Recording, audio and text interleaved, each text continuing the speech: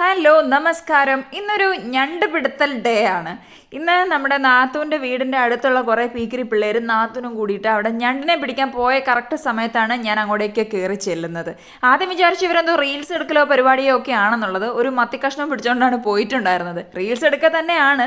ഈ ഇരയായിട്ട് ഇട്ട് കൊടുത്തിരിക്കുന്നത് മത്തിയുടെ തലയാണ്. എന്നിട്ട് ഞണ്ടിനെ ഉള്ള പൊത്തിന്നെല്ലാം ഇത് കാണിച്ച് പ്രലോഭിപ്പിച്ച് പുറത്ത് ചാടിക്കുക എന്നുള്ളതാണ് ഇവരുടെ ടാസ്ക്. ഏതായാലും ഇവരിതെല്ലാം പ്രൊഫഷണൽസ് ആണ്, ഒന്നും പറയാനില്ല. കൂട്ടത്തിൽ ഇവൻ ഞണ്ടിനെ വെറുതെ കൈയും കൊണ്ടൊക്കെ, അതിന് ഫിഷൂക്കിൻ്റെ ആവശ്യമില്ല, എരയുടെ ആവശ്യമൊന്നുമില്ല, ഇവൻ എഴുതിലെ അതിലെ പോയ ഒരു ഞണ്ടിനെ പിടിച്ച് പൊക്കി പിടിച്ചുകൊണ്ട് വന്നിരിക്കുകയാണ്. ഏതായാലും ഇവൻ മുടുമുടുക്കനാണ് കേട്ടോ.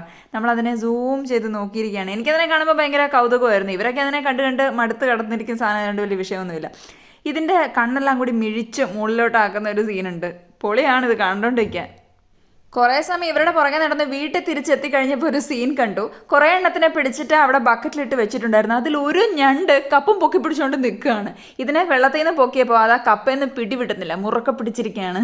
ഏതായാലും അതിനെ തിരിച്ച് വെച്ച് നോക്കി, എന്നിട്ടും അത് വിടുന്നുണ്ടായിരുന്നില്ല. ലാസ്റ്റ് അതിനെ ആ ബക്കറ്റിൽ തന്നെ തിരിച്ചിട്ടിട്ടുണ്ടായിരുന്നു. ഇതിനെ പിടിച്ച കുറേ എണ്ണം ഉണ്ട് ഈ ബക്കറ്റിൽ കിടക്കുന്നത്. ഇതിനെല്ലാം ഒരു പരുവമാകാൻ വേണ്ടിയിട്ട് നമ്മൾ വെയിറ്റ് ചെയ്യുകയാണ്. ഇതിന് എക്സ്പേർട്സ് പറയണം ഇതിൻ്റെ ബാക്കി ചെയ്യണം എന്നുണ്ടെങ്കിൽ. കൂട്ടത്തിൽ ഏറ്റവും വലിയ ഞണ്ട് ഇതായിരുന്നു. ഇതിനെ കണ്ട ആണ് പെണ്ണ് എന്നൊക്കെ പറഞ്ഞ് തിരിച്ചറിയാൻ പറ്റും, പക്ഷേ എനിക്കതൊന്നും അറിയാൻ പാടില്ല. ഇത് ഏതാണാവോ അറിയത്തില്ല. യെസ്, എക്സ്പേർട്സ് എത്തിയിരിക്കുകയാണ്. ഇവർ രണ്ടുപേരും കൂടെ ആയിരുന്നു ഇതിൻ്റെ ക്ലീനിങ്. നന്നായിട്ട് അറിയുന്നവരെ ഇത് ചെയ്യാൻ പാടും, ഇല്ലെങ്കിൽ ഇതിന് എന്തൊക്കെയോ ഉണ്ട്. ഇത് എത്രയോ പ്രാവശ്യം ക്ലീൻ ചെയ്തിട്ടൊക്കെയാണ് ഇത് എടുക്കുന്നത്. ഏതായാലും ഇതൊന്നും അറിയാതെ കണ്ണും മേടിച്ച് നോക്കി നിൽക്കുന്ന എൻ്റെ കെട്ടിയവൻ അവിടെ ആടിനെയും കളിപ്പിച്ചുകൊണ്ട് നിൽക്കുകയാണ്. നമുക്കൊന്നും ഈ പരിപാടി എന്താണെന്ന് അറിയില്ല. ഇവർക്കൊക്കെ ഇത് വളരെ കാലങ്ങളായിട്ട് ഇവർ ചെയ്തുകൊണ്ടിരിക്കുന്ന ഒരു പരിപാടി ആയതുകൊണ്ട് അവർക്ക് വളരെ സിമ്പിളാണിത്. അതിൻ്റെ കാലും കൈയൊക്കെ മാറ്റിയെടുത്തു. ഇതതിൻ്റെ വയറിൻ്റെ ഭാഗമാണ്. നല്ലോണം വെള്ളമിട്ട് കഴുകി അതിനുശേഷം കല്ലുപ്പിട്ടിട്ട് നല്ല പോലെ തേച്ച്, എത്രയോ സമയം തേച്ചൊരച്ച് വൃത്തിയാക്കിയാണ് ഇതെടുക്കുന്നതെന്നോ. അങ്ങനെ കുറേ സമയം തേച്ചൊരച്ച് കഴിഞ്ഞിട്ട് വീണ്ടും ഇത് വെള്ളത്തിൽ കുറേ സമയം കഴുകിയിട്ടെടുക്കുകയാണ്. ഇതതിൻ്റെ കാലും കൈയും സെപ്പറേറ്റ് ചെയ്ത് വെച്ചിരിക്കുന്നതാണ്. അതും ഇതുപോലെ കുറേ സമയം തിരുമ്മി കഴുകിയിട്ടാണ് എടുക്കുന്നത്. ഇതാണ് നമ്മുടെ കാലും കൈയും എല്ലാം കൂടെ.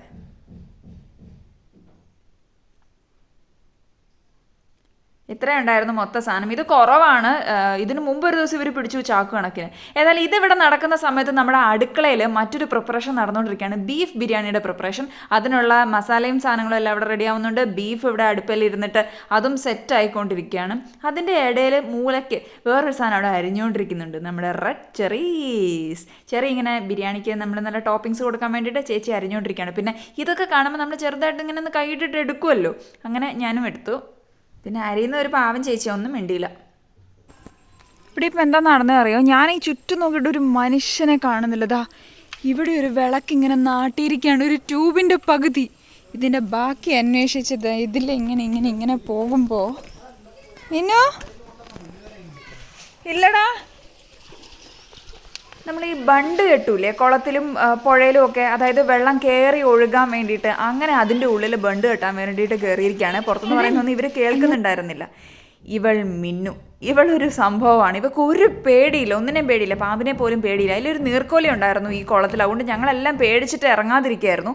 പക്ഷേ ഇവൾ ധൈര്യശാലിയായിട്ട് ഇവൾ ഇറങ്ങിയിട്ടുണ്ടായിരുന്നു. ഇവളായിരുന്നു എൻ്റെ ഇൻസ്പിറേഷൻ. എനിക്ക് ഇറങ്ങണം എന്ന് ആഗ്രഹമുണ്ട്, പക്ഷേ എന്തോ ഒരു ഉൾവിളി കാരണം ഇറങ്ങാൻ പറ്റാതെ ഇങ്ങനെ സ്റ്റക്കായിട്ട് നിൽക്കുകയാണ്. അതിനുശേഷം മിന്നുവിൻ്റെ അതിശയിപ്പിക്കുന്ന പ്രകടനങ്ങളൊക്കെ ഉണ്ടായിരുന്നു. എനിക്ക് ഭയങ്കര ആഗ്രഹമായിരുന്നു ഇങ്ങനെ ഒന്ന് ചാടണം എന്നുള്ളത്. ഒന്നും നടന്നില്ല. പക്ഷേ ഈ നേരം കൊണ്ട് പണിയെടുക്കാൻ പോയ ബംഗാളീസൊക്കെ തിരിച്ചെത്തിയിരിക്കുകയാണ്. ഒട്ടും വെയിറ്റ് ചെയ്തില്ല. ആ ചെളി പിടിച്ച ഡ്രസ്സുമായിട്ട് അവർ അപ്പാടെ ചാടിയിട്ടുണ്ടായിരുന്നു. ഭയങ്കര റിഫ്രഷിങ് ആയിരിക്കുമല്ലോ എന്തായാലും. അപ്പോൾ ഈ രണ്ടുപേരും ചാടിയ സ്ഥിതിക്ക് എനിക്കും പിന്നെ വെയിറ്റ് ചെയ്യാൻ പറ്റിയില്ല. പക്ഷേ അപ്പോഴും നല്ല തണുപ്പൊക്കെ ഉള്ളതുകൊണ്ട് ഇറങ്ങാനൊരു പ്രയാസമായിരുന്നു. പിന്നെ സബീനയും കൂടെ നിർബന്ധിച്ച് ഞാൻ അതിനകത്തോട്ട് ഇറക്കി. ഏതായാലും അടിപൊളിയായിരുന്നു, നല്ല രസമുണ്ടായിരുന്നു. പിന്നെ വെള്ളത്തിൽ ഇറങ്ങിപ്പോയാൽ പിന്നെ നമുക്ക് കയറാൻ ഭയങ്കര പ്രയാസമാണല്ലോ. അതിപ്പം നീന്തൽ അറിഞ്ഞിട്ടൊന്നുമല്ല, ചുമ്മാ അതിനകത്ത് ഇങ്ങനെ കിടന്ന് കളിക്കാന്നുള്ളത് ഒരു രസമുള്ള കാര്യമാണല്ലോ. നമ്മളിലെ കുട്ടി പുറത്ത് വരുന്ന ചില നിമിഷങ്ങളാണല്ലോ ഇതെല്ലാം കൂടി. പിന്നെ എനിക്ക് ആകെക്കൂടെ അറിയാവുന്നൊരു കാര്യമാണ് ഇങ്ങനെ കമിഴ്ന്ന് കിടക്കുക എന്നുള്ളത്. ഇതും ചിലരിങ്ങനെ വെള്ളം ഊറ്റി കഴിയുമ്പോൾ നമ്മൾ എണീറ്റ് പോകും. പലതരത്തിലുള്ള അഭ്യാസങ്ങളാണ് ഓരോരുത്തരും കാണിക്കുന്നത്. ഇതൊക്കെ എങ്ങനെയാണോ എന്തോ. ഇതൊരു 1.5 മുതലാണ് കേട്ടോ. 62 വയസ്സ് കഴിഞ്ഞ ഒരു റിട്ടയർഡ് അംഗനവാടി ടീച്ചറാണിത്. സബിയുടെ അമ്മയാണിത്. എന്തുവാന്ന് വെച്ചാൽ പുള്ളിക്കാരിയുടെ അത്രയും ധൈര്യം അവിടെ വേറെ ആർക്കും ഇല്ല എന്ന് വേണം പറയാൻ വേണ്ടിയിട്ട്. എന്തിനു വേണോ മുന്നിട്ട് ഇറങ്ങിക്കോളും. ഇവിടെ എല്ലാവരും അവിടെ കാഴ്ച കണ്ട് നിൽക്കുന്ന ആൾക്കാരുണ്ട്, നീർക്കോലിയാണ് അടുത്തെന്നൊക്കെ പറഞ്ഞിട്ട് ഇറങ്ങാണ്ടിരിക്കുന്ന കുറേ ആളുകളുണ്ട്. പക്ഷേ എൻ്റെത് എടുത്തോ വെച്ചാൽ ഞാൻ ഇറങ്ങാമെന്ന് പറഞ്ഞിട്ട് വളരെ ധൈര്യത്തോടു കൂടി അതിനകത്തോട്ട് ഇറങ്ങിയ ആളാണ്. മലന്നും തിരിഞ്ഞും കടന്നൊക്കെ എല്ലാവരും നീന്തുകയാണ്. എനിക്ക് ആകെ കൂടെ ഒറ്റ ടെക്നിക്കേ ഇതിനകത്ത് അറിയൂ. ഒരാളിവിടെ സ്വാഹ കളിച്ചുകൊണ്ടിരിക്കുകയാണ്. പിന്നെ ഞങ്ങൾ 3 പേരും കൂടെ ശവാസനം പ്രാക്ടീസ് ചെയ്യുകയായിരുന്നു വെള്ളത്തിൻ്റെ അടിയിൽ. അതൊരു പ്രത്യേക രസമാണ്. ആരും ഡിസ്റ്റർബ് ചെയ്യാൻ വന്നില്ലെങ്കിൽ കുറേ സമയം ഇങ്ങനെ കിടക്കാൻ വേണ്ടി പറ്റും. നല്ല ഫീലാണ്. പിന്നെ മലന്ന് കിടന്ന് ഇങ്ങനെ ഫ്ലോ ചെയ്യാൻ പറ്റുമോ എന്നൊക്കെ നോക്കി. ഇങ്ങനെയല്ല അതിൻ്റെ ടെക്നിക്ക്. പിന്നെ വളരെ സൈലൻ്റായിട്ടുള്ള വെള്ളത്തിൽ ചുമ്മാ ഇങ്ങനെ ഒന്ന് കളിക്കുക, അത്രയേ ഉള്ളൂ. ഏതായാലും ഇതൊക്കെ കഴിഞ്ഞ് നമ്മൾ വീട്ടിലെത്തിയപ്പോഴത്തേക്കും നമ്മുടെ ബിരിയാണി ഏറെക്കുറെ സെറ്റായിരിക്കുകയാണ്. നമ്മുടെ മിടുക്കനായ പണ്ടാരി എല്ലാം റെഡിയാക്കിയിരിക്കുകയാണ്. പിന്നെ അതിൻ്റെ ടോപ്പിങ്സ് ആയിട്ട് നമ്മൾ നേരത്തെ അരിഞ്ഞ് വെച്ചിരിക്കുന്നത് നമ്മുടെ ചെറിയൊക്കെ ഇട്ട് കൊടുത്തിരിക്കുകയാണ്. അപ്പോഴത്തേക്ക് നല്ല കളർഫുള്ളായി നമുക്ക് അപ്പം തന്നെ തിന്നാനുള്ള ആവേശം തോന്നും. അപ്പോഴത്തേക്ക് ഒരു കൈ അവിടെ നിന്ന് ഏന്തി വലിഞ്ഞ് വന്നിരിക്കുകയാണ്. പിന്നെ ആ കൈ സ്വന്തമായിട്ട് അത് തുറന്നിട്ടിട്ട് തിന്നുകൊണ്ടിരിക്കുകയാണ്. ആരും കൊടുത്തില്ല. അതുകൊണ്ട് കഴിച്ചിട്ടുള്ള എക്സ്പ്രഷൻ കണ്ടാൽ അതിഗംഭീരം.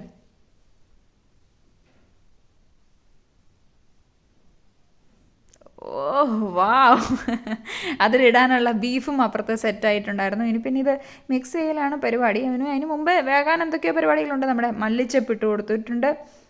എന്തൊരു കളറല്ലേ, റെഡും ഗ്രീനും എല്ലാം കൂടി വന്നിട്ട്. ഇപ്പം ചിലർക്കൊക്കെ വെറുതെ അങ്ങോട്ട് വിശപ്പ്. കൊതിച്ചിപ്പാറോ, കൊതിച്ചല്ലേ? നിനക്ക് വിശപ്പല്ലല്ലോ, കൊതിയല്ലേ?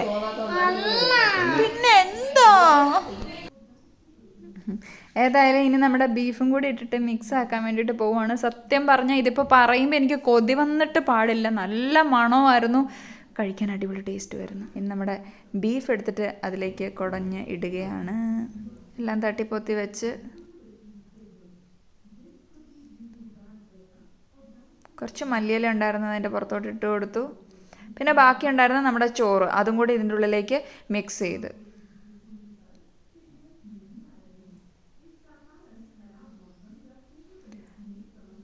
പിന്നെ എല്ലാം നല്ലോണം തട്ടിപ്പൊത്തി.